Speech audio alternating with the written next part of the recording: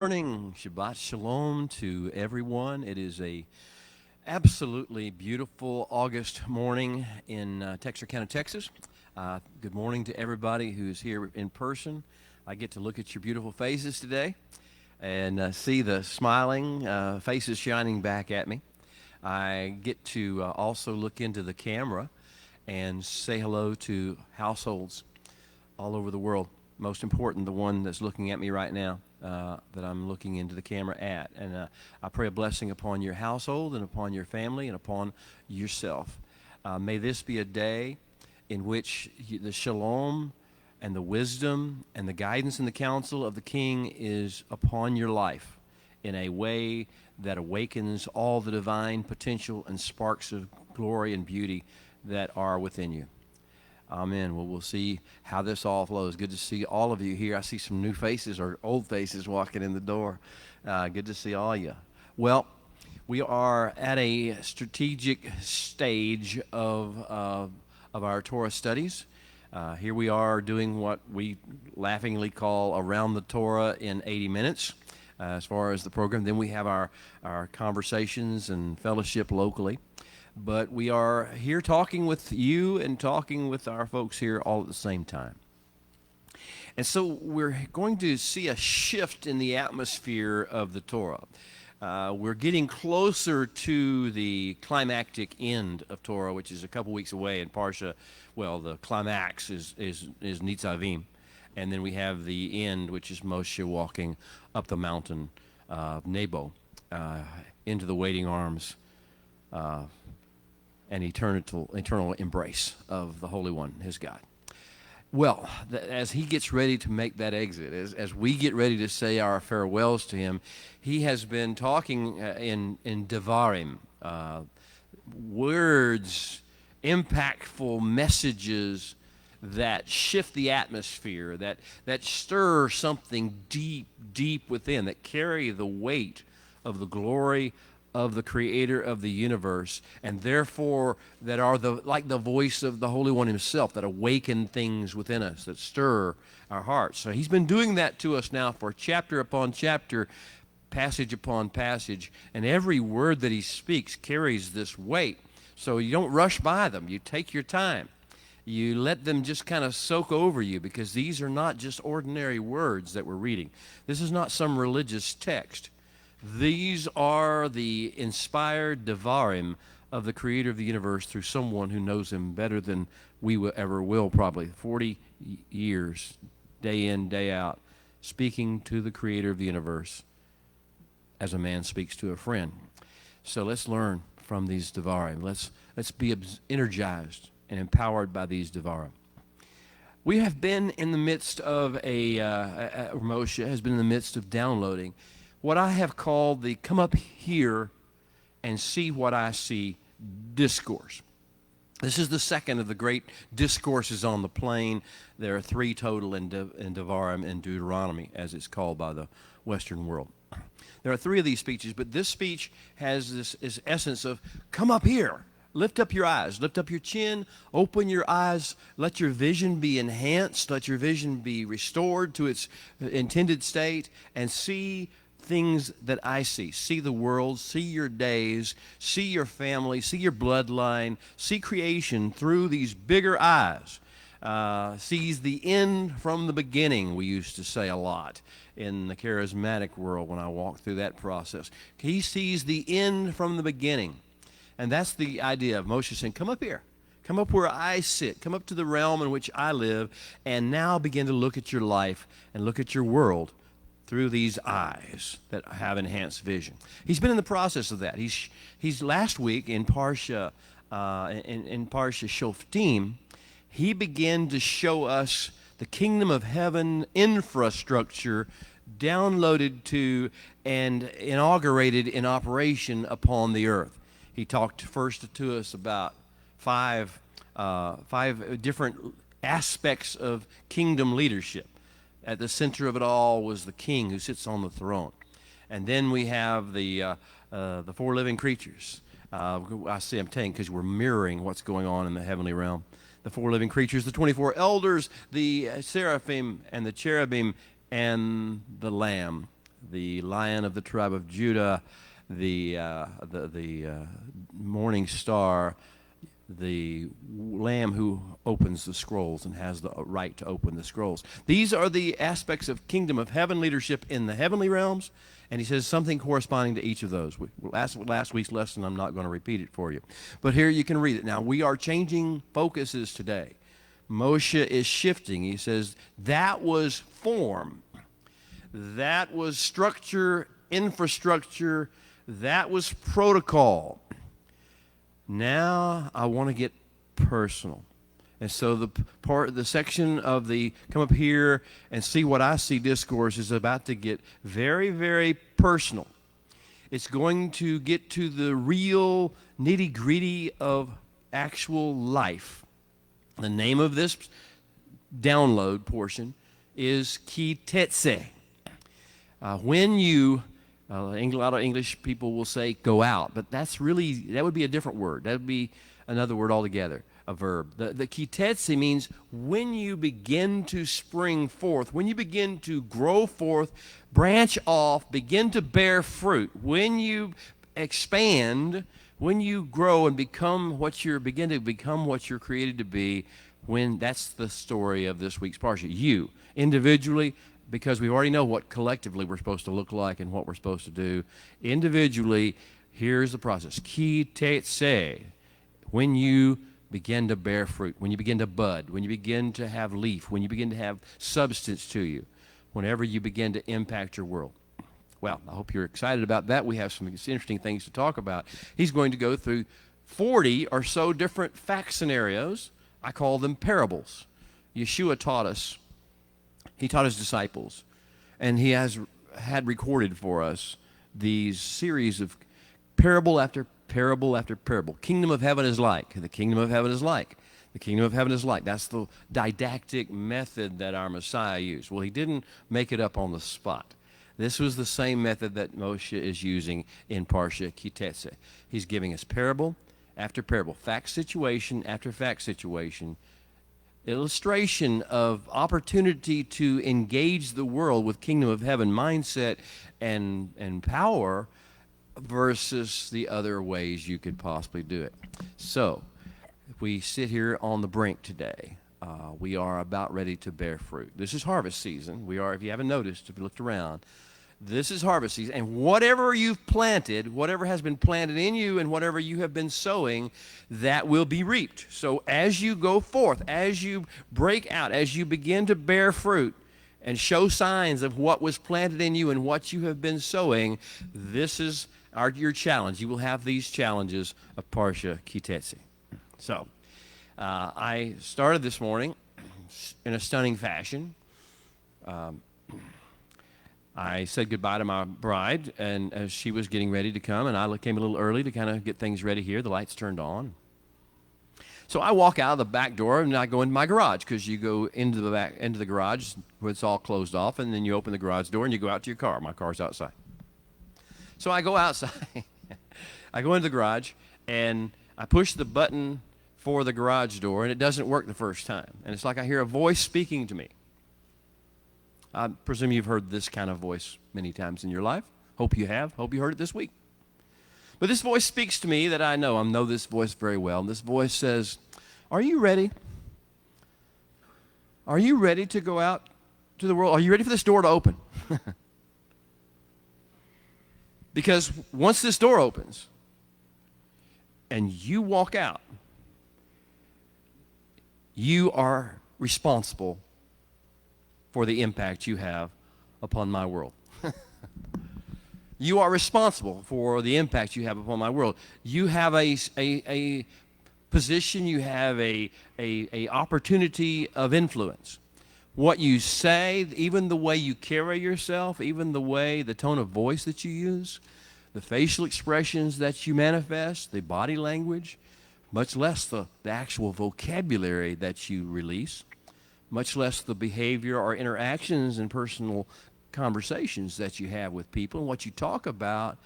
These are the things that will impact my world. So are you ready for me to open that door? Because when you open the door, you're on the clock.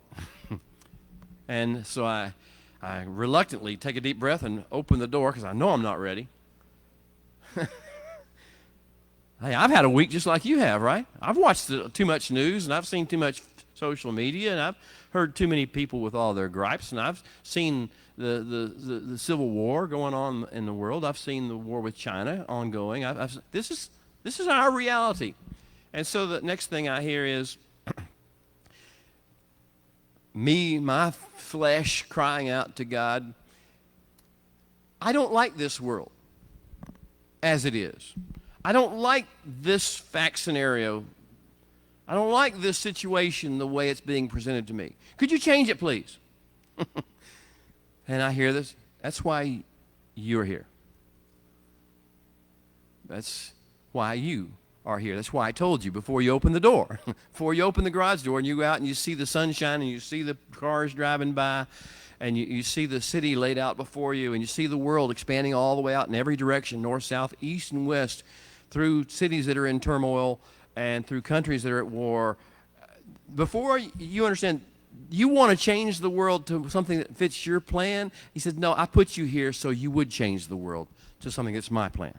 That follows in that process. We are here for a strategic reason. We are here to bear fruit. Not fruit of our own self-will, not fruit of our own selfish plan, not fruit of our own agendas or our education system or our religious system or any of those things, not of our ideology or our political persuasion. We are not here to spread fruit of that.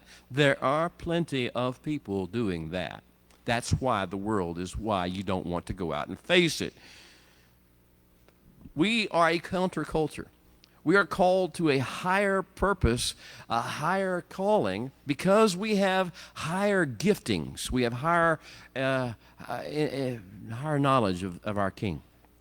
So as we go out and we get ready to Tetze, when you, if, as, when, and to the extent you bear fruit of the kingdom, this is what you'll do. And Moshe is, in this parsha, it's chapters 21, verse 10 of Deuteronomy through chapter 25, verse 19, I think it is. I think it's 9 of Deuteronomy. Maybe it's 19. 21:10 through 25:19 of Deuteronomy. Moshe is not going to pull any punches. He's not going to give you any flowery, ideological, theoretical constructs.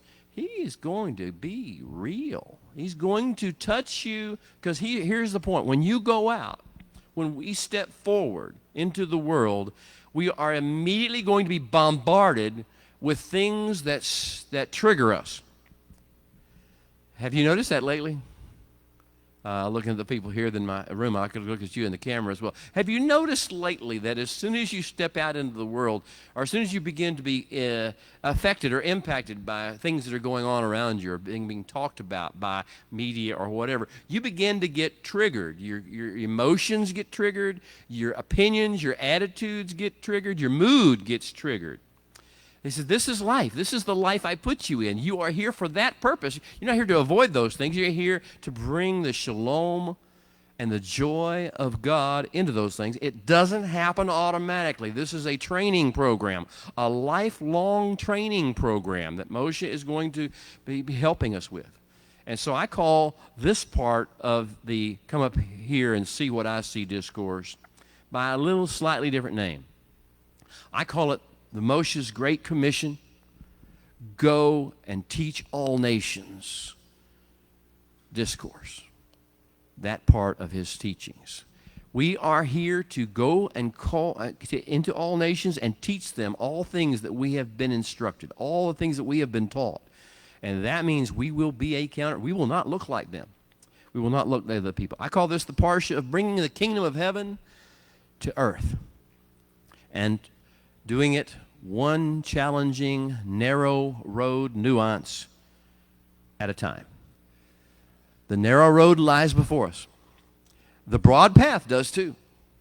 And you have to choose every moment, every insult of the world, every triggering mechanism the world throws at you. You have to choose, will I respond to this by staying on and following my King along and maintaining the momentum and the impetus of the narrow road movement, or will I veer off that narrow road, go on an off-ramp, spend a few hours sulking or fussing or fuming or fearing or lusting or whatever it is because of the distractions of this world, in anxiety, in worry, in fear, or in doubt, and will I therefore forfeit the mission that I'm called to, which is to bear kingdom fruit? Well, that's the question we have. So, ki tetze, when, if, as, and when the extent you begin to branch out, grow forth, and bear fruit. You say, Bill, where did you get that? Well, the first usage of this verb, yatsa, ki tetze, means you bring forth. The tetze prefix tells you it's about you. When you bring forth. Where does yatse come from? Where does this verb come from? It's first found in Genesis 1. Creation story, right? Genesis 1, verse 11 and verse 12.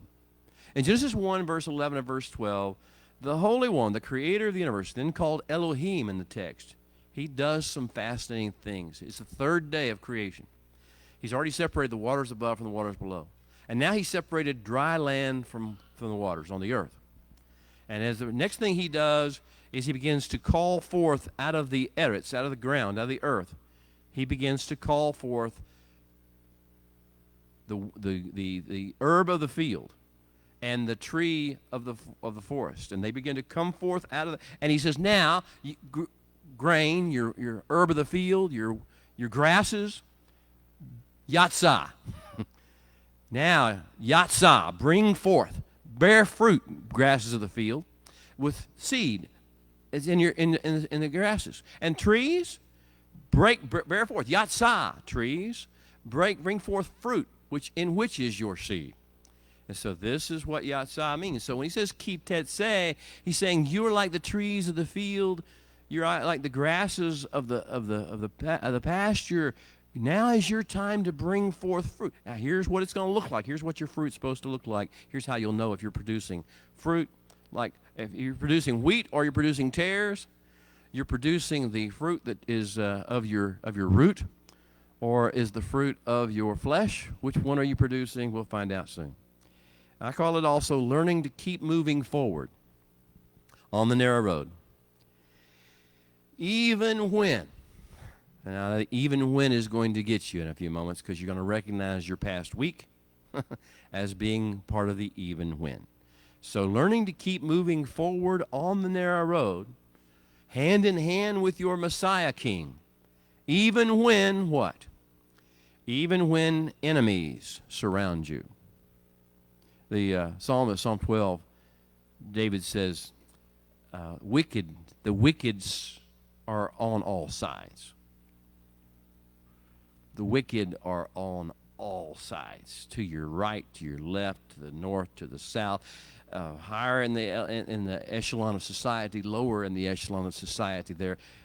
All that you see is impacted by this wickedness concept. So even when enemies surround us, even when enemies taunt us, even when enemies tempt us, even when enemies mock us, even when enemies shoot their arrows or their bullets or their nasty slogans at us, even when they raise their fist and demand we do the same and regurgitate their angry slogan, even when they mount a vicious attack and try to shoot or beat or hurt us or our children or our family members. Hello. Even when.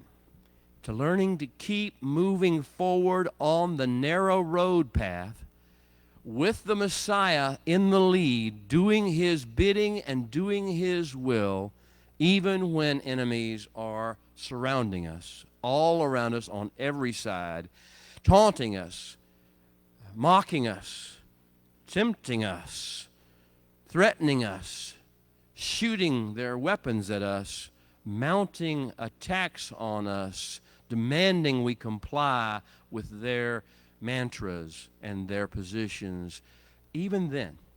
So this is our bear fruit. It is a very fascinating challenge.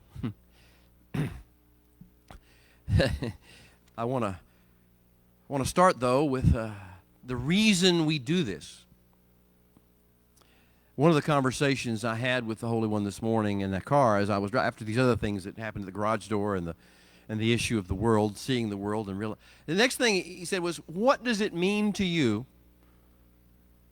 that, well, actually the way he phrased it was, what does our relationship mean to you, Bill? What does our relationship mean to you, Bill? Substitute your own name. Substitute your own name. Not what theology do you follow, not what beliefs do you have, not what ideology do you agree with, what does our relationship mean to you? How does it impact the way you live? How does it alter or affect the way you think? How does it change the way you talk? How does it change the way you interact with your environment, with your spheres of influence? How does our relationship that we have change anything about the way you interact or intersect with the world? Now, should it? What difference does it make?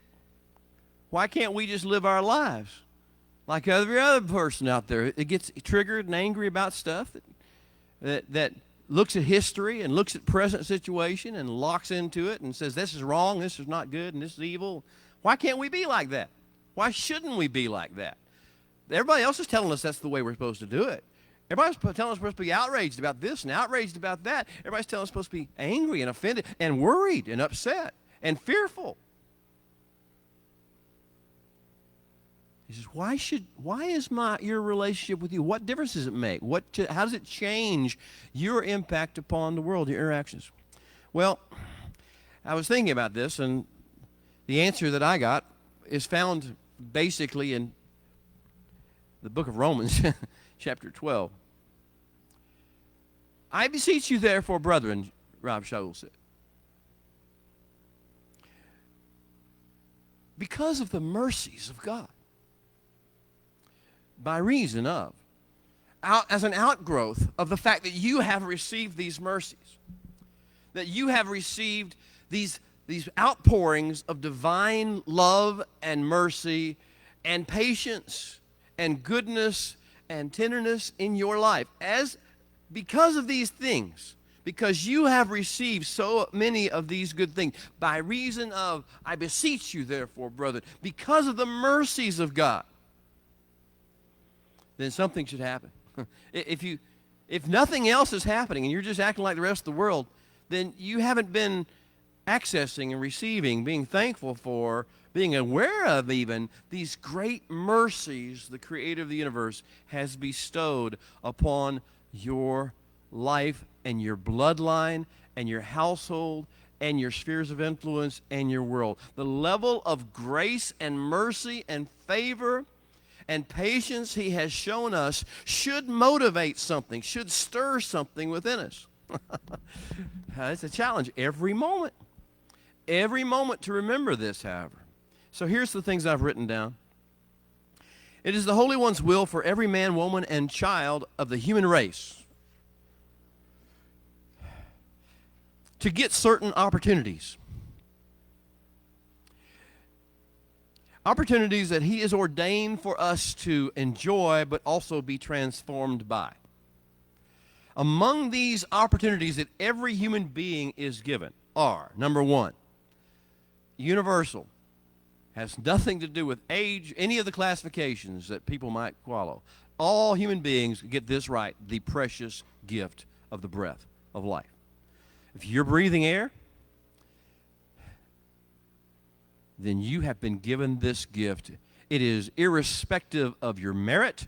It is irrespective of your goodness. It is irrespective of your race. It is irrespective of your color. It is irrespective of your age. It is irrespective of your gender. It is irrespective of your relationship to the covenant. This is a precious gift of favor and grace the Holy One has given to you. Are you happy? Are you thankful for the gift of the breath of life? This is challenge number one.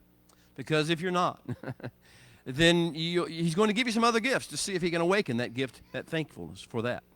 Second thing is that in you, in every human being, in every representative of DNA of Adam upon the earth, he has instilled divine sparks. Sparks of divinity comes with the neshama. Whenever God breathed his breath of life, his own essence into Adam, he breathed into him and in everyone that comes from him. He breathed this nishmat hayim, this breath of life. What it means is we have sparks of tovah, sparks of kedusha, and sparks of chokhmah. Now let me break that down just a little bit, because if we don't understand this, we won't be thankful for what's been given to us. And we won't be thankful for what's been given to our neighbor. We'll just look at what they do, what they say, how they behave. Every human being has in them these divine sparks. What is divine spark of tovah? What's tovah? It is the goodness. There is a level of goodness that is in every human being. You may not see it. You may have to really squint really hard to see even the faintest trace of it. They may hurt you really badly. They may speak negative things towards you. They may offend you. They may tick you off royally, but inside there somewhere, because they are part of the human race, because they are descended from Adam and the Nishmat Hayim, there is in every human being the spark of good. The spark of good that reproduces good, that can create, that can encourage, that can nurture good. I know some of you are thinking about certain people in your life. You say, I don't think so. I don't think. And he says, yes, believe it or not, they are. Now the question is, are you a nurturer or are you a reactor? Are you a nurturer or are you a reactor? Are you going to react to the negativity, or are you going to be patient, calm, and say, no matter what I see, I'm going to believe in the good sparks? Sparks of tovah. In you as you watch this today, there are these beautiful sparks of tovah, of goodness, waiting to be awakened, waiting to be enlightened, waiting to be inspired, waiting to rise up. I said something on social media this week. I tried to explain in a parable form, basically a personal parable form, the issue of the idea of the sages, of the king is in the field. And I put on there, if the king came into your field this week, today, if the king came into your field this week, if the king of glory, the creator of the universe, came into your field this week, your workplace, your home, your field, if he came into your field this week, and he followed you around and observed you, surreptitiously, you didn't know he was there, you didn't see him physically, but he came into your field surreptitiously, he followed you around, and he listened to what you said, and he read the self-talk that you had going on in your mind. And he watched your body language, and he watched your facial expressions and your demeanor, and he realized what kind of mood you were in. He could tell what kind of mood you were in, what kind of attitudes you had about things you were looking at and doing. If he followed you around and he watched you all day long, and he listened to your conversations and the subject matter and the tone of your conversations, if then he saw your reactions to things that might irritate, your reactions to things that might aggravate, your reaction to things that might intimidate you. He saw your reactions to that. He watched you for the whole day. And then he saw how you behaved and how you interacted with these situations. And my next question was, what do you think he would say to you at the end of the day? If he revealed himself to you, what do you think he would say? I really was not prepared for the answers I got. I really wasn't even a question. It was a rhetorical question. But many people that I love and that I care for, that very deeply, begin to post things. And I begin to see, we still have this sense that somehow God is like a judge walking around judging everything we do, holding us to a standard we can never possibly live by. That somehow we have failed him. And in other words, people, I wouldn't want it to happen. It'd be a bad day. There is no bad day. There is no bad day.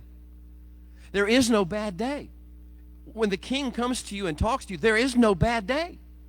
There is no bad day. I don't want to say it 1,000 times. There is no bad day. He is not here to hurt you. He does not come to wound you or scar you. He does not, that is not what this is about. That's not why he came to the field, to judge you, to hurt you, to embarrass you, to humiliate you, to make you ashamed. He did not come for that purpose.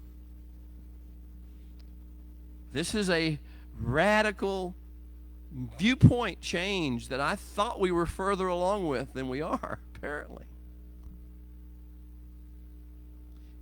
He's not here to throw stones at you. He's not here to yell at you. He's not here to make you feel like an inch tall or less or a scum on the floor. That's not what he would come for. And that's not the issue of how you behave. He knew you were going to behave that way.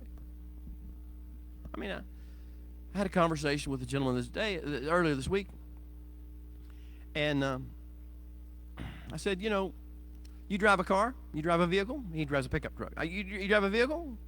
Yeah. I said, from time to time, do you go out and buy tires for that vehicle? Well, yeah, you have to. You have to put new tires on every once in a while.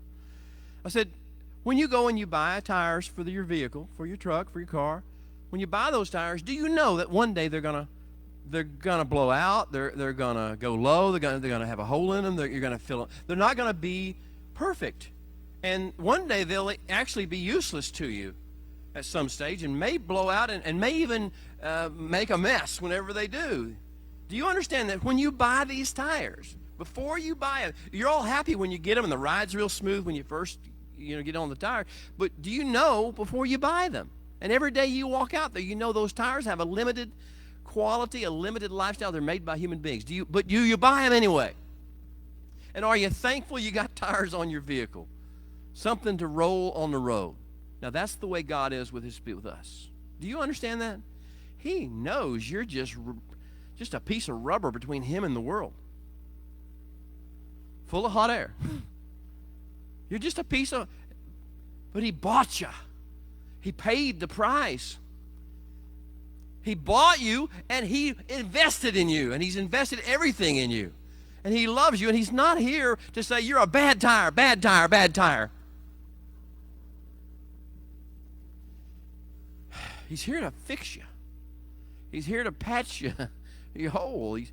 He's here to fill you back up with a different kind of breath than your own hot air and the world's hot air.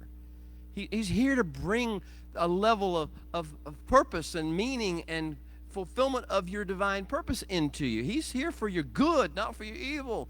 And when he sees things you've done that are stupid, okay, maybe you don't do things that are stupid, but I find myself doing things from time to time, more often than I'd like to think. Saying things that are hurtful or harmful, saying things even with the wrong tone of voice. I'm more conscious of that now than I've ever have been. When you begin to see that you've been reacting to things negatively and pushing off and categorizing people according to their categories that the world likes to throw on them, because we listen to the news and they use those categories, so you put people in the same categories the media puts them in. He's not here to say bad tire. He's here to say, how could we do this better? How could we look at it differently? How could we get a whole new perspective, come up here and see what I see? How could we bear kingdom fruit in the situation as opposed? He's not here to condemn you. He's not here to. This is this shock that I received this week. I probably got some of the traces of this nonsense, false teaching of forms of religion in me as well. And I'm trying to tell us all, he is invested too deeply in you to be that upset with you. He knew what he was getting into before he made the purchase. It's like David.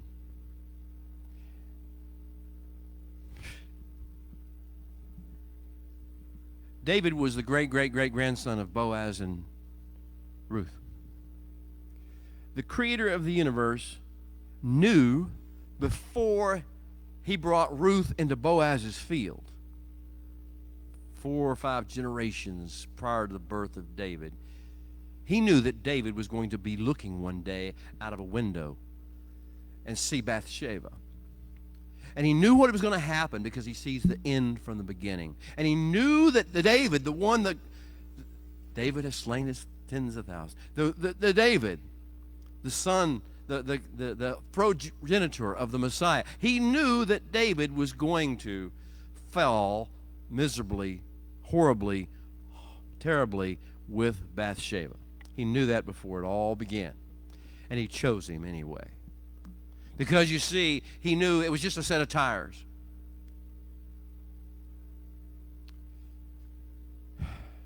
And he could fix tires. You can fix holes in tires. You can begin to work with them. And he does that. And so he knew before he sent Samuel to Bethlehem with the vial of oil. He knew before he sent him with the vial of oil that David was going to do this with Bathsheba. He knew before he united the tribes under David, and they all proclaimed with one voice, bone of our bone and flesh of our flesh, we'll follow you anywhere, we'll do anything. He knew that David was going to do what he did. David, and he knew that this was not going to define David's contribution to the world. It was not going to stop the flow of God over his life. It was going to be a bump in the road that really had to be fixed. It was going to cause repercussions and negativity to enter the world, but he had confidence in himself that he could fix his tire and put it back on the road and make the journey with it. Now, I want to get that in you. You have sparks of Tovah. God sees the divine sparks of Tovah, of goodness that he implanted in you, that he designed into you. And no matter what behavior you are presently engaging in, no matter what attitude or mood or that you have inflicted, if you're breathing, then he still has divine sparks of Tovah in you that he wants to awaken this day. May he awaken those sparks today and tune out the other things. Sparks of Kedusha. What is Kedusha? Kedusha is a sense of an energy of holiness, an energy that is a counterculture to the negativity of the world. Kedusha, we call it holiness, but it's an energy, it's a power, it's an engendering of the things of God. It's more attuned to God thought, than it is to humanity thought. And Hokmah, wisdom, practical skill of being able to handle situations that nobody else can handle. To be able to stay calm in the midst of aggravations and intimidations and threats and anxieties. Stay calm in the face of horrible injustices as our mind perceives them. To be able to stay calm, to be able to stay on target, be able to stay on course, be able to stay hand in hand with Messiah, and therefore not to speak on our own behalf, not to speak our opinions, not to write them on social media, not to declare them in conversations, but instead to stay on track with the creator of the universe himself. Hokmah, the divine sparks are in you. And we see it activated when the Ruach HaKodesh, the Holy Spirit, is operating in your life. That is life in the Spirit, when you begin to live according not to your own thoughts, not to your own opinions, not to your own belief system, not to your own fears, it is not to cultural or racial or ethnic or age or gender-based conversations or concepts, but to instead react through the message the Holy One speaks, speaking only his message, doing only his works. Third thing you're given. First, the precious gift of life, the breath of life. Second, the divine sparks of Tovah, Kedusha, and Hokmah. And third, each human being is invested with unique levels of creativity. Unique levels of creativity. Doing things nobody else can do, could ever do. Your life is the only vessel through which this particular creativity in its form can be released. That's a beautiful gift. The unique levels of creativity waiting to be unleashed for the King's glory. If you're watching this right now, my heart is just bursting with this message to you. You have levels of creativity in you that the world has not seen before, that the world needs to see, that were designed specifically into the mixture of DNA strands that were designed for you to come forth out of. then this unique creativity is not based upon your gender, your race, your ethnicity. It's not, none of that stuff matters. This is about you and the creator of the universe and what he put in you. You have divine sparks of creativity that the world needs for such a time as this, and they are waiting to be unleashed. Even now, they're waiting to be unleashed. They're like calves in the stall waiting to be released. Fourth thing, you have the freedom to think and choose between alternative courses of action. I love this gift of the Holy One. You have the freedom. You have the freedom to think and choose between alternative courses of action.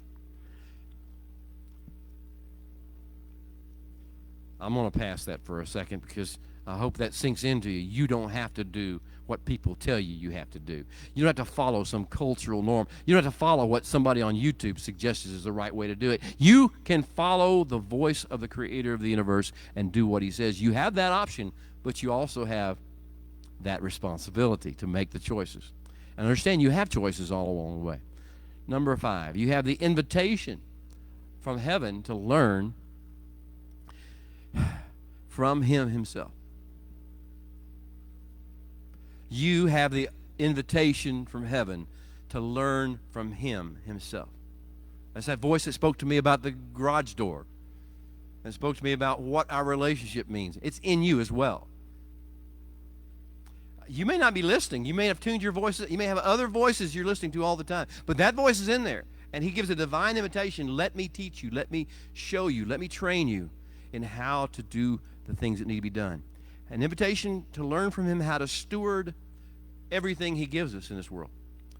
Starts with material possessions, how to be a good steward, how to use them for the king's glory, for the purpose of man's redemption.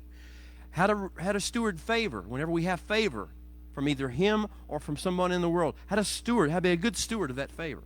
How to respond and react to it without taking advantage of it, without returning negativity for it. How to steward disfavor. That's a gift as well. Being in disfavor with men is a gift to teach you, okay, this is not working right. Something that I'm doing is creating disfavor. Or maybe there's something in him and that person that's creating disfavor, but I need to adjust. I need to make an adjustment because disfavor is a gift to tell you an adjustment needs to be made in you. Maybe in the other person as well, but that's not your business. You can't make those adjustments. You can only adjust what's in you. So the invitation to learn from him how to steward favor and disfavor. The invitation to learn from him how to steward your spheres of influence. How to be the dad or the mom that he empowered you to be. How to be the sister, the brother. How to be the niece, the nephew. How to be the cousin. How to be the co-worker. How to be the boss. How to be the employee. How to be the person driving down the street that meets you in the road. That's in the same next parking lot space. That's at the same counter at Walmart, at the grocery store. How to steward your spheres of influence, releasing kingdom ways. He gives you the invitation to steward kingdom attributes. I love this one. The gift. He gives us this gift of being able to steward love. His love, not our love, his love. He imparts so much of it to us. He imparts so much of it to you. So much of it to you. So much of it to you. That now it becomes something you have within you that you can give to others, that you can share with others, that you can take and cultivate and then release. Freely you have received. The only natural response, I beseech you therefore, brethren, is freely you give. And if that isn't what you lead with, that's how you lead. You lead with love, not with judgment. You lead with love, not with anger, not with anxiety, not with fear, not with justice demands. You don't lead with that. If you lead with that, you're going to get everything negative in return. Lead with love, and he gives you full power to do so. You have it within you because he has given it to you. Okay, lead with love. Lead with joy. Joy. He gives you the ability, in you is the ability to be joyful. You have to choose not to be joyful. Did you hear me? You have to choose from among alternatives not to be joyful, to be upset, to be worried, to be anxious, to be angry, to be outraged. You have to have chosen outrage over joy, because joy is the capacity He has built within you, and He has released His joy over you. And the joy of the Holy One is what? Your strength, right? We know that from He has given you this tower of strength, which is joy, and you choose whether you want to carry it or give it, or whether you want to just put it on the side burner and says, no, today I'd rather be angry. Today I'd rather be offended. Today I'd rather be upset. Today I'd rather be anxious and worried. Today I'd rather feel guilty and shamed. Today I'd rather be toxic and negative. Maybe I'll pick up joy somewhere down the road. No, it's in you. It's there available. And shalom. My personal favorite, because it's my litmus test. Bill, are you at shalom today? The Hebrew greeting on the street for a lot of times is mashlemeka. How is your peace? How is your peace? Tell me the status. What's the length and the depth and breadth and height? Tell me the measurements. Tell me how real it is to you. How real is your peace? Mashlemeka. And this is a very important, this is my litmus test. Whenever I'm not at peace, you probably can tell it. I can tell it when you're not at peace. Your wife or husband or spouse or brother or sister or coworker or person next to you at Walmart or in the shopping center line can tell too whether you're at peace. All they got to do is look at your facial expression, read your mood. I mean, it's a little harder with masks on these days if you do that thing. But it's still, the eyes still show. The eyes are the window of the soul. So the issue of, but you have the right, you have peace. My peace I give you, Yeshua said. What is the purpose of my relationship with you? What does my relationship mean to you? It means to you. One of the things it means to you is, you got the gift, man. You've got the download from heaven. You got the memo, but you got everything and the attachments that go with the memo. You got the shalom. Now, how will you steward it? Let me train you how to steward the shalom and not lose it. Not lose it whenever the first irritation, aggravation, intimidation, excitement comes about. What great invitation. He also gives to us nurturing and training from other men. You say, my parents didn't do that. Or they did. I hope they did. I hope they taught you Torah. I hope they taught you this way. But if you didn't, then somebody in the world was available to do that. The sages of Israel, if none else. There are people that you know. I hope to have some little part to play in that myself, to be somewhat of a small token of someone who can train you, encourage you, and inspire you to make the right choices and to be trained by the Holy One Himself in these processes. So nurturing from other Torah submissive human beings. I'm going to move on because of the time. So, Tetze, what does it mean? What kind of fruit, what kind of situations are we supposed to bear fruit in? How are we supposed to stay on the narrow road in hand with Messiah, keep our shalom, keep our joy, keep our love flowing, keep our patience and goodness, keep the tovah sparks flowing, and the kedusha sparks flowing? In what circumstances, what situations are we to do this? So he starts out in Deuteronomy chapter 21.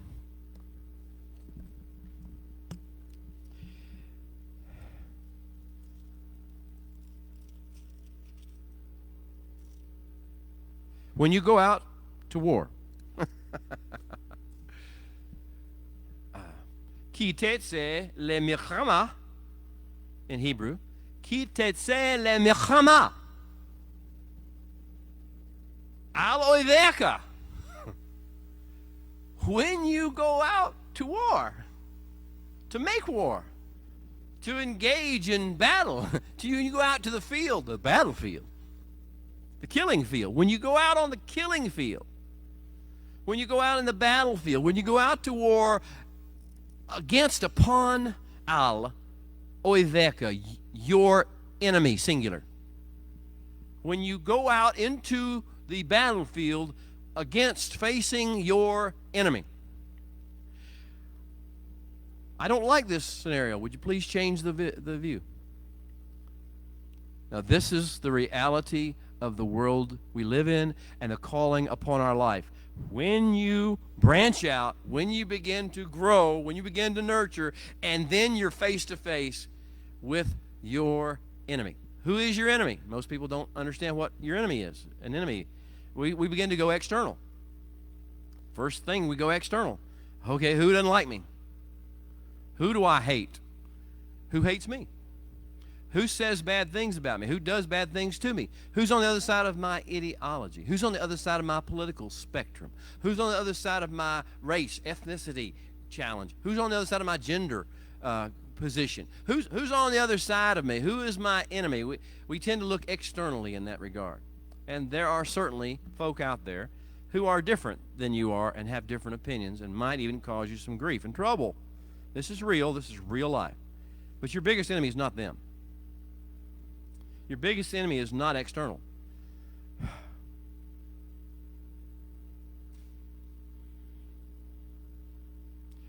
That's what the people in the world right now just don't realize. They're looking at somebody else being their problem.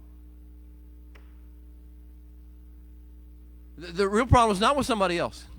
The real problem is the internal. The real problem is this self issue that we have, the inability to stay on task, to stay on target, to stay hand in hand with Messiah, to exude love, to exude joy, to exude peace, to flow in the wisdom of God, to flow in the goodness of God, the Tovah, the sparks of Tovah. This is our enemy. What is that? What is he like? What is it? Who is this? Well, the tradition among the Hebrew people is to call him something, not Hasatan, not Satan, not the devil. To call him Yetzer Hara. Yetzer, Yatsa, the verb that we talked about at the beginning, grow, bear fruit, put out branches, put out leaves, put out growth, and then bear fruit. Yetzer, the source of doing that, Ha-Ra, self-will. We read English. English is evil. It is not evil in the sense that you think of evil. We think of evil as some sort of moral bad. Ra just means self-will, as opposed to the will of the creator of the universe. Self-promotion, self-protection, self-expression. All these are Ra. The Yetzer Hara is that which brings forth the fruit of the self-will. So now we have this enemy being that which is at work in us, producing the fruit of our self-will. I call it the evidence of the serpentine suggestion. What is the serpentine suggestion? The serpent's suggestion. He didn't ever say, Hava, Eve, go eat the fruit. Go eat the fruit of the tree of the knowledge of good. He never said that. Ever said that. And he won't, well, at the first levels at least, that's not his conversations with you. If you buy into a long-lasting love relationship with him, he'll begin to tell you what to do. But at first, he just tells you what not to think about. Did God truly say? Then he begins to make these, you will not surely die, but you will know stuff. You'll know, you'll be able to differentiate, you'll be like God in that you can differentiate between good and evil. You're missing out on something. The serpentine suggestion that you're missing out on something, that you need to have more control. You need to have more of your self-expression involved. And so what was the result of the serpentine suggestion? The result of the serpentine suggestion was Hava had walked by this tree of the fruit of the knowledge of good and evil maybe 1,000 times. It was in the same garden she was always in. She never once thought, I think I should eat of that tree.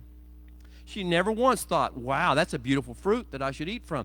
Never once thought, that will make me wise. Never once thought that, but now the serpentine suggestion is operative. And she has had the serpent, didn't tell her to go eat it, just suggested that you'll know something. There's something more to it than you think. And so Hava has to make a choice the word of the Holy One that I've been walking in, and the blessings that He's been giving me, and everything that I have and could possibly ever want, He's provided to me. The love, the mercy, the intimate relationship I have with Him. On the one hand, on the other hand, there's that fruit. Wow!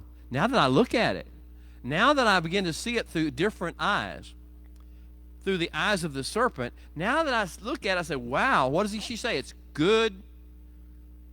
It's beautiful to look at. Beautiful to look. Remember those words. Beautiful to look at. And it's good for food. I could consume it. Milk, lechem. I could akar it. I could, in Hebrew, you akar lechem. You akar bread. You eat things that are food. I could lechem. Milk chama is war, but it means to eat that which is not yours. To consider things in the world yours take and consume. Milchama. War. Battle. Now, she says, and it's good to make me wise. It's tov to make me wise.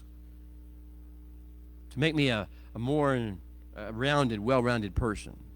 To make me have more control, more operative input into my world than God would allow me over here. So she chooses the one. This is the choice. This is the choice of how when you go out that we have. We have this choice to make every single day. So he says, let's go forward. He says, when you go out, when you branch out, when you Tetze, le milchama, to make war, and your enemy is there, your enemy, not your enemies, your enemy is there. Then something's going to happen. He says, and the Holy One your God, delivers them into your hand. Wow, this sounds good. But there's a responsibility that comes with that. And that's where we're going to get it. Moshe is laying out these parables. It's all a parable. We haven't had a war with the enemies like this yet. We haven't been in the land. We haven't gone out. We haven't met the enemy. He says, I want to put this forward to you. What's going to happen is you're going to go out and you're going to face your enemy. And you are not going to win battles. You're not going to, this is not serpentine suggestion stuff where you have more impact on the world. This is God delivers them into your hand. It's all part of a grand scheme.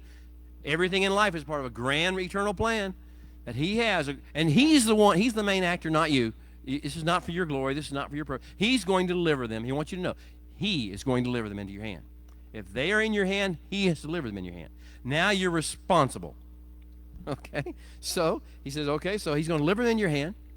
And then he says, and you take them captive. They are under your influence. Scary thought, isn't it? Other human beings under your influence? Are you safe? Can you handle this? Can you handle another human being or another group of human beings being under your influence? I hope it hits you somewhere. I hope it's getting to you. Everybody seems to want it. Everybody seems to think that we're entitled to it. But can you handle it if someone else is under your influence? He says it's going to happen. They're going to be under your influence. And among the captives, you will see something. This is going to happen to you. This is part of the narrow road and the distractions along the narrow road. This is part of the environment you will deal with. You get this feeling, a rush of power and energy, and you're excited because the battle's been won, and you're this is David. This is David after he's conquered the city of Jerusalem, and now he can stand on top of his house and look down at the neighbors bathing. And you will see among the captives Eshet Yafet Hata'ur. It's a very interesting Hebrew phrase. It's a woman of extremely beautiful form, shape. She's a brick house.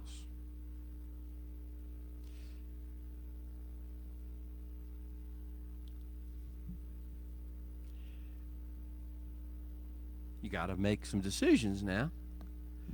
If you were just part of the world, if you were part of the normal, any old other army, you got power. You got weapons. She's helpless. You take her. You do what you want to do with her. You throw her away, you keep her. It doesn't make any difference. She's under your power. She's under your influence. She cannot fight you. She cannot resist you. She cannot stop you. You can have your way with her. Remember the beautiful form, beautiful apple, beautiful fruit. Beautiful to look at. Shape, the form, beautiful to look at. So, he says, you want to take her as your woman. You would take her as your woman. And then here's the counterbalance of that. But we are a counterculture. You are called to make decisions that bring into bear, in every instance, the will of the Holy One, the goodness of God, the plan of God. You are to temper your emotions. You are to temper your affections. You are to temper and calm down and self-discipline your lust and your appetites and your urges and your opinions and your attitudes about what you're entitled to. You are to calm that down, wrap it in a box, present it at the feet of the master, and say, but what do I do? Forget what I feel. Forget what I want. Forget what I desire. Forget these things. Those things are my enemy. They are serpentine suggestions. Here they are. Now, this is a challenge, and we learn this group bit by bit. If you're not there yet, none of us are all the way there yet. We hope to be better, more there this year than we were last year, more there next year than we are this year. Just relax a little bit. Don't feel like someone's putting you under a perfection window or microscope. We're moving in this direction. So, he goes on. The Torah goes on. Moshe goes on. He says, okay, this is my parable. This is my scenario to you. And here's your instructions. Then you are to bring her into your home. Wait a minute. I felt the lust out on the battlefield. I got to wait? Yeah. Now you get it. Now patience. Let things calm down. Let the emotions of the situation calm down. This applies to every challenge you will ever face in life. Every potential irritation, aggravation, provocation, intimidation you will ever face in life. Do not react out of your emotions. This is a training program of the Creator of the universe. The world tells you just react. Whatever you feel, say it, speak it, chant it, shout it. Force it down somebody else's throat. Make them chant it too. That's what the world tells you to do. But that's the pagan, secularist world that knows not God. We have these gifts that He's given to us, that He's awakened in us. So He says, no, you have the ability to make choices. You, among all men, all women, have the capacity to be patient, hold off for a second, and let this thing go. Let it settle and see if you really want to do this thing. See if there's some kingdom value in it. See if there's some possibility this is the will of God, because you're walking as you're going from the battlefield to back home. You're going to have these conversations with the Holy One. That's the idea. And He says, now, we take her into your home and do what? Shave her head completely bald. Now, listen, folks. I've known some bald people who, for whatever reason, had to shave their head. And they're attractive, but that outward beauty that first attracted you is usually that hair.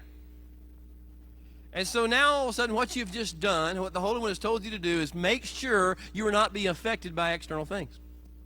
Make sure that you're not being caught up in the moment of attraction here and the outward signs of what you really see. Take that out of the equation completely till you get down to bare scalp. Oh, and that nail job she had done at the salon, pull every one of those things off of there and get them down to where they're just like she chews her nails all the time. Take all that outward stuff, all the external stuff of beauty that you looked at. She has beautiful form, right? That tree is beautiful to look at. that fruit is beautiful. All the things that the serpentine suggestion talks to you about, take it out of the picture, one by one. Take all the anger and the rage and all the intimidation out of the picture, one thing at a time. Remove one provocation, one out of it, and get down to the essence of what really is there. Oh, isn't it? This is a whole new world. See why we're a counterculture? We're not like the rest of the people. We don't get upset about what they get upset about. We don't overreact the way they overreact. We don't flare up in anger. As we get older, as we get more mature, as we become more solid in the kingdom, as we learn these processes, we less and less reactive to what goes on, because we begin to peel off the external layers of it to get to the essence before we say anything, do anything, or make any permanent decisions about it. So he said, shave her head to the bald and pare her nails. And she is to put off all the clothes of her captivity, everything that marks her as being that exotic person that you thought she was. Take all that out of the picture. Dressing totally plain. Now she is, if you could make her ugly, you just did. I don't know, she may be so beautiful you can't make her ugly, but you have done everything in your possible to take the beauty aspect out of this, the physical draw out of the picture. Shaved her head. First of all, waited and brought her into your own house. Everybody knows she's in the house with you. All your neighbors know. This is not something you did in the dark in the field. She shaves her head completely bald. She's cut her nails down to nothing. She's now taking all of her beautiful dresses off, and she's in whatever, sackcloth or whatever she's wearing, the toad sack. And here she is. You put off the clothes of her captivity and let her remain in your house, and let her mourn her father and her mother for a full moon cycle. Now, ladies, I tell my wife she's beautiful no matter what happens. But it's really hard to see outward beauty when someone's been mourning for 30 days. Mourning is not your most beautiful picture that you present.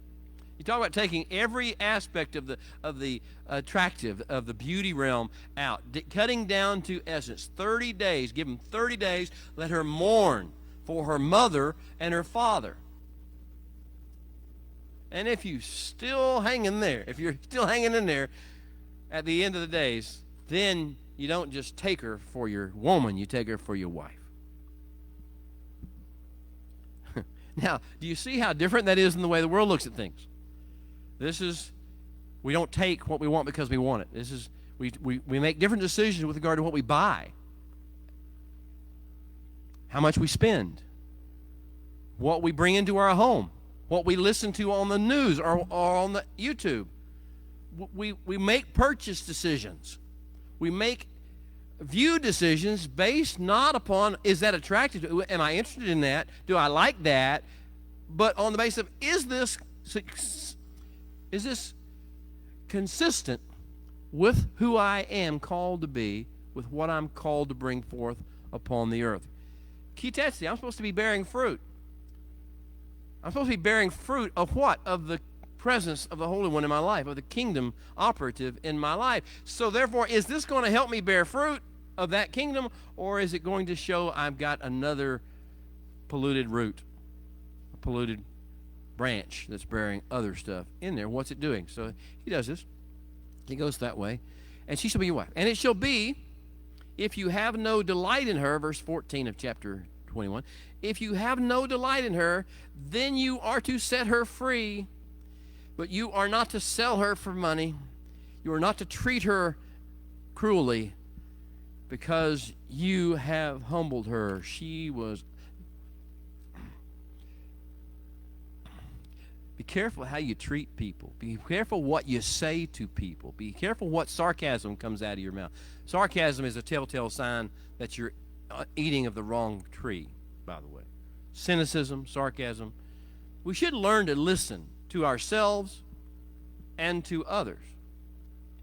If you hear them speaking sarcastic remarks cutting jibes, if you hear yourself or them beginning to talk negative about how bad the world is, or how I hate it when, or isn't it terrible that, or it doesn't make you sick that, when you hear people saying things like that, when you begin to see them tossing their head and rolling their eyes and speak, and when you begin to see that either in yourself or in other people, here's what you should immediately realize. This is a telltale sign.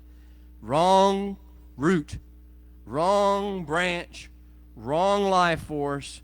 Don't hate them. Don't judge them. Don't understand. They are careening out of control. They are poisoned, and they need an antidote. That's just poison in the system, the serpentine poison venom in the system, and it needs to have an antidote administered by someone who cares about them, someone who will provide a nurse. We have a nurse in the house, a nurse who actually knows how to administer the antidote and is willing to take the brunt of the dirt and the filth and the anger of the person and the fear of the person who you're dealing with, and administer the antidote in a responsible dosage, in a responsible way. Wow. Now this is our task, our calling upon the earth, and not to take it as something as to us. Now there are a total of 40 different fact situations that Moshe gives and spells out for us in Parsha Tetze. All of them relate to this one issue. There are a lot of different situations.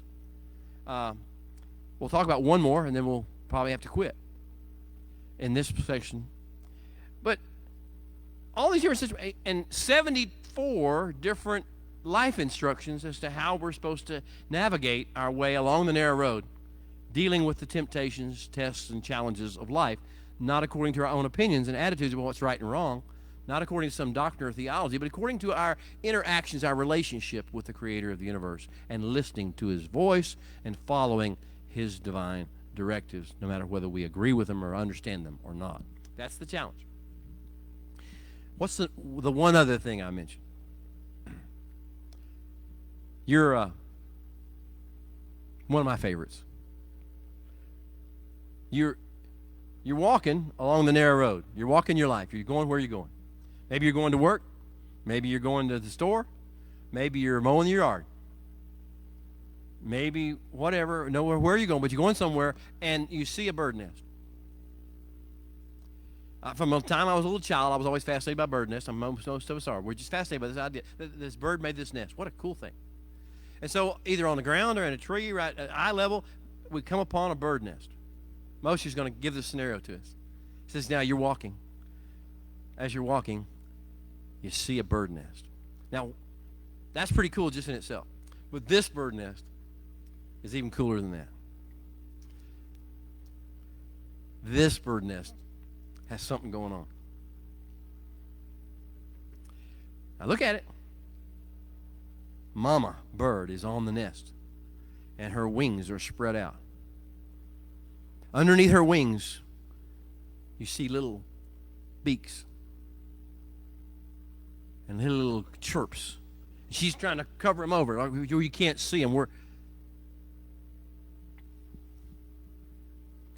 And they're just chirp, chirp, chirp, chirp, chirping. Or maybe there's eggs, and they haven't even done this yet, but she's trying to protect them. She's got her wings spread out over them like a hen protecting its chicks, trying to gather them where they'll be under protection. Now here's the secret of this process. You do realize your chances of catching that bird any other day, any other situation, are absolutely zero. Why? That bird can fly. You cannot fly. You cannot catch that bird. Now, if you happen to pull out a gun, you might be able to shoot it, but you can't catch it. But now, on this particular day, on this very, very special day, for one reason and one reason alone, you are given authority over that bird. You can catch that bird. Why can you catch that bird? Because that bird has a motherly instinct in it. Has an instinct that says, no matter what it costs me, at all costs, no matter being caught, being killed, I will endure it. Just don't take my babies.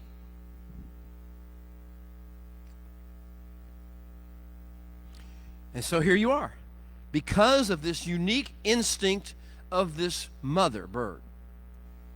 Because of this one powerful force, you could have that bird. Do with it whatever you want to. You could let out your anxieties and your frustrations and all your anger about life. You could kill it and eat it. You could capture it and put it in a cage and show it off. You could do whatever you wanted to, not because you have the capability to do it, because you can't. You can't catch a flying bird, because it allows you to do that for the sake of its children, for the sake of the bloodline, for the sake of the little ones that can't protect themselves. I remember a few years ago I'm mowing my yard with my riding lawnmower and flying as fast as I can, trying to get it done. And we live next to a lake, and so I'm getting close to the lake, and all of a sudden there's this bird, and it's running and limping as fast as it can. It's got one wing kind of hanging out. And I said, oh, the bird's been hurt. And I watch it go a little further, and I realize, no, it's not hurt at all. That's a mother bird. That's a mother bird trying to attract my attention so that I will follow that mother bird, and I will not run over that nest of eggs that are on the ground that I can't even see, that I don't even know are there. This mother bird is sacrificing herself for the sake of her young ones, for the sake of her children, for the sake of her offspring. Well, I don't know about you. I stopped my lawnmower, and after I quit crying, I got up and started just looking around to see if I could find that, because I want to mark it where I wasn't going to run over that. That one mother earned my respect. She earned my honor. She earned my admiration. I felt like I was in the presence of divinity, sparks of goodness, sparks of kedusha, sparks of chokmah. And so I went around looking for that nest, and she had that nest so hidden I never found it. I just quit mowing the yard that day. I gave up till the eggs were hatched. I wasn't going to mow the yard again until I knew the eggs had hatched and the little ones were out and gone, because I respected what that mother had done and how her nature, her instincts, her passion was to cover and to protect and even sacrifice herself and draw me after it and act like it was wounded so I could catch it and kill it if I wanted to. Well, I hope that attracts you. This is the picture, he says. You come across the nest. This is your parable. This is your scenario. You come across the nest and you have full power to take the mother bird and to take the children or the eggs and do with them anything you want to. For any purpose you may choose, you have been given this ability. You can affect, influence this situation. As a matter of fact, you can wipe out an entire bloodline, because not only are you taking the chicks or the eggs, you're killing the source that lays the eggs and raises the chicks. So you can cut out an entire bloodline of earth, but you have the power within your hands. What are you going to do now? What is your process of decision making? What are you going to do? Now let's assume you're hungry. And here's what Moses says. Let's assume it's a pheasant, or this is a quail, or this is some clean bird. We get to that process. It's one of the tahor species of birds. And you could eat this mother bird. But what does Torah say? Torah says, shoo away, send out the mother bird. Shave off the head to pure baldness. Pluck out the fingernails. Take off the garments. Take off anything. And what are you left with? What do you got? You shoo off the mother bird. What do you got left? You're hungry. You ain't going to eat chicks. The little bees, they got no meat on their bones. They got nothing. They're just quack, quack, quack, quack. It's going to sound funny on the camera, I'm sure. But what are you going to do with those chicks? Or if they're eggs, what are you going to do with pheasant? Well, maybe you could cook them and eat them. But if you do that, whatever you decide to do that you have power to do it to the least, and do it in the least possible damaging way. In other words, you're not going to destroy the bloodline. You are not going to take that which is the most obvious thing that is beautiful to you that you want in the first place. Instead, what you're going to do, you're probably going to make a decision to leave the nest alone. You see, this is the whole issue. Do you really want the birds? Do you really want the chicks? Or is it just sort of a fascination with you? It's just a sport, a game you're playing. Do you not realize the creator of the universe has designed this situation to test you, to challenge you at every level? And that's the way it is with all the situations we face in life. That's what's going on in the world right now. He said, I can fix these problems in a New York minute. I can fix it all. And I can send Messiah to clean it up at any given moment. I can send angels from heaven, a whole legion of angels to come right now. You're worried about, I hear people talking, we demand change. Just don't tell me you want change. Tell me what you want and how you want it and how it's going to bring about something good for all people, not just for your people. Tell me how you're going to bring about something valuable on the earth. Don't shout like nonsense that you want change. Everybody wants change. We want change that is going to be kingdom change, good change, wise change in every situation we face. So the Holy One says, I could fix this. I could send in a multitude of angels if that's what the problem was. The problem is not that. The problem is this. It's the enemy within. It's your inability to control your appetites and your anger and your offenses and your outrages and your pseudo-intellect going crazy with all sorts of vain imaginations and all sorts of darkened understanding and all sorts of perverse lusts, the things that are mentioned in Romans chapter 1, in case you're looking. Your uncleannesses that you keep indulging and following and listening to on the radio and listening to on social media and reading on posts and putting on memes. These are the things that are your uncleanness. These are the things that are your enemy. This is the thing that's killing you and killing your world and spreading this negativity throughout the world. Your problem is not the thing you think is your problem. The world's problem is not what you think is the world's problem. The world's problem is people like you who are of the kingdom of heaven and who are reacting like the worst of the worst, and who are saying negative, dark things toward each other, and who are reacting with lust or with rage. We are made for more than this. We are made to be the light of the world. We are made to be the hope of the world. We are made to introduce shalom and joy and love into the world. This is why we're here. This is the only reason we're still on the vehicle, on the truck. We're still the tires on the truck, because he believes we can still carry this message forward. And we've had a few blowouts. We've had a few nails, rusty nails, and we've had a few leaks. But now's the time to arise. And Moshe is saying, when you arise, when you go forth, when you produce fruit, make sure your fruit looks like something. And we'll finish with this today for our video session. This is the time of year, according to Hebrew tradition, when the speakers, those who are in tune with the Holy One, go out and say, in Hebrew it's make teshuvah, or make teshuvah. English, you're going to read, repent, for the kingdom of heaven is at hand. Rosh Hashanah, Yom Teruah is the day of the coronation of the king. It's the anniversary.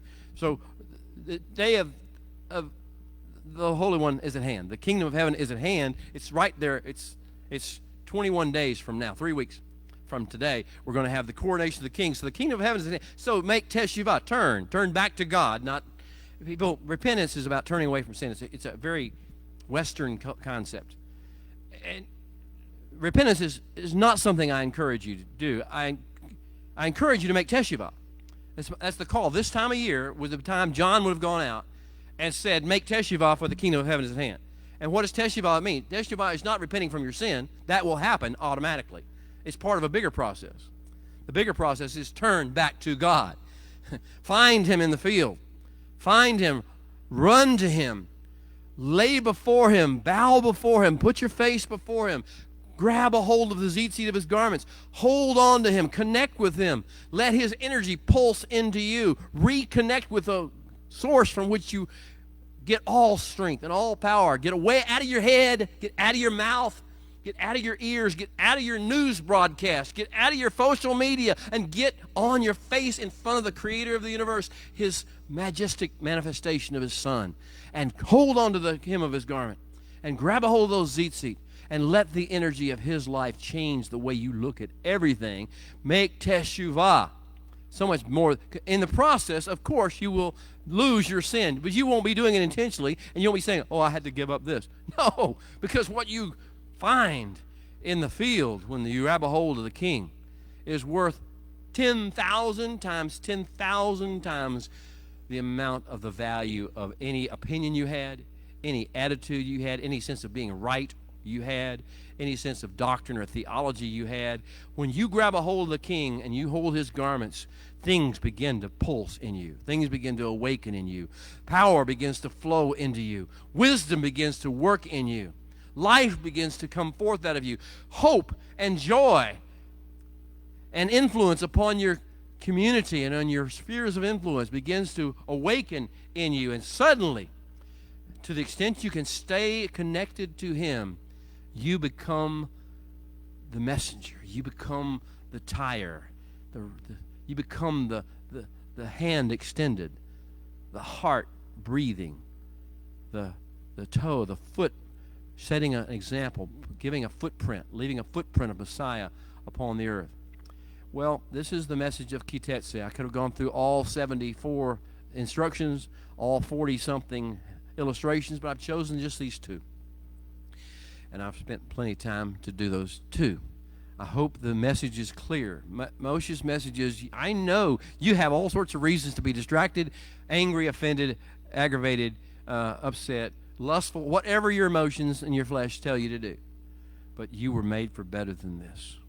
And with the Holy One's connection, with connection, reconnection, teshuvah to the Holy One, you can do amazing and wonderful things flowing in the kingdom of heaven. Well, for those of you who joined us by video, we're about to leave you, but I wanted to say this to you. Thank you for tuning in, letting us be a part of your day, your Sabbath day. We consider it a precious opportunity. I am honored that you would even think about tuning in to what I may have to say for the Holy One, that you would join us as a fellowship here at the Biblical Lifestyle Center. I'm not asking you for money now. Don't worry. Most people would think this is a money. I don't care. What I'm asking you to do, just let us know who you are, where you live, what your heart is, what's going on with you, what the Holy One would have us pray for if there's anything there. We bless you. You've honored us by your presence. See you next week.